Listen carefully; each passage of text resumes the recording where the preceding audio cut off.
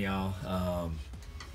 In the garage here, dynamiting the inside of the cabin here. So you can see I have it in areas here, different areas, mainly towards the front of the car right now, because that's just where I started. But it's coming out pretty dang good, y'all, pretty dang good. If you didn't know, or at least, you know, in my experiences with this Dynamat, you really only need to, or can use it in patches, especially for soundproofing. If you tap in one area where you have the Dynamat and then tap into the area like right next to it that doesn't have Dynamat, it'll virtually almost kind of sound the same as long as you have them relatively close to each other. So you can actually kind of spread it out and then make a little bit go a little bit longer way, so that way you don't have to kind of waste material just laying it all together. So, and plus for me, I didn't have a whole lot of it. That's my last little bit right here.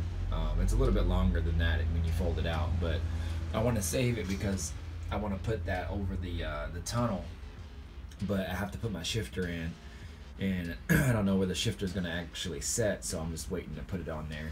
And then I'm going to use this material that I have up there that I bought at Lowe's, and I'm going to lay it down over the rest of it. So you know, it'll provide a little bit of soundproofing, well, a lot more.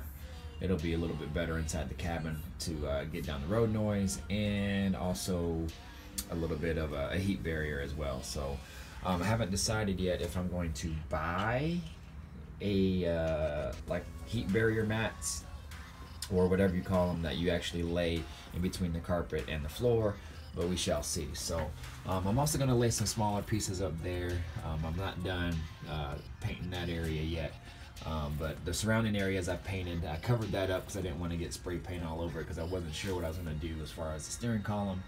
But I'll probably just go ahead and just, you know, spray some paint or pour 15 over it if I'm not going to take it out.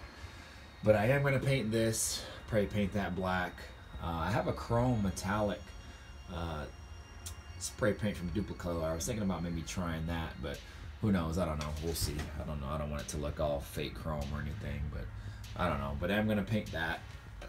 At some point, I'm going to get rid of that column shifter handle and go with this shifter that I have up here. So again, I bought that off Craigslist from a guy for like 150 bucks or something like that. I can't really remember, but it's a TCI shifter there, handle, pistol grip shifter, so that should look pretty dang slick and work really good in my car. So other than that, y'all, I'm just gonna finish doing the floor. Not today, I'm done today. It's getting cold and I'm in the garage freezing my butt off.